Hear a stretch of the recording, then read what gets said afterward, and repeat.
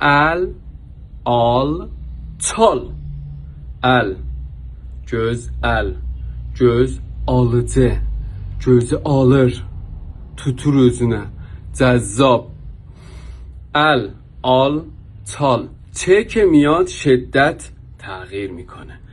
تل تل تل تال تول تیل تل تول تل.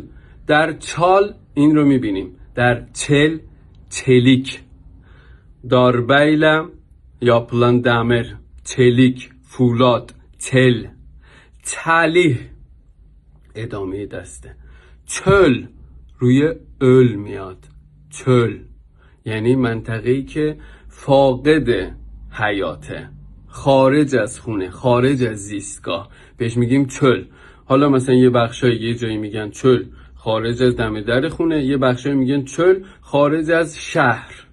این با همین هسته مفهومی شکل‌های متنوعی گرفته. در اردبیل به خارج از دم در خونه میگیم چل، ولی مثلا تو ارومیه و تبریز و جای دیگه چل به خارج از شهر گفته میشه. یعنی شدت ال افزایش پیدا میکنه با افزوده شدن چه.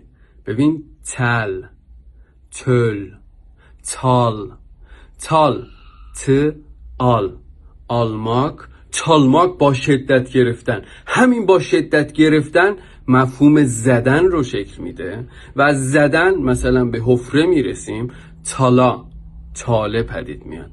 ترکی همینقدر موزون، همینقدر در هارمونی. ببین تک تک حرف ها حاوی یک مفهوم هستن، حاوی یک معنا هستن و تلفیق این دو با هم دیگه یک معنای جدید، یعنی ازدواج میکنن دو تا مفهوم و بچهشون یه چیز دیگه میشه.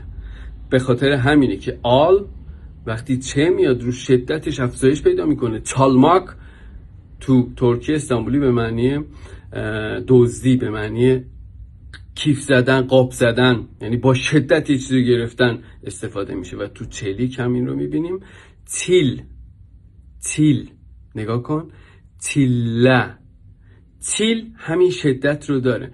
پاشوندنه که چه وقتی میاد افزایش پیدا میکنه و این افزایش با حرکت، با این حرکت پاشش رو مفهوم میسازه و این پاشش میره رو لکه های بدن. میگیم مثلا تیل تیلده، یعنی خال خالی، و این از این مفهوم پاششه سرچشمه گرفته، یعنی مفهوم ثانوی است.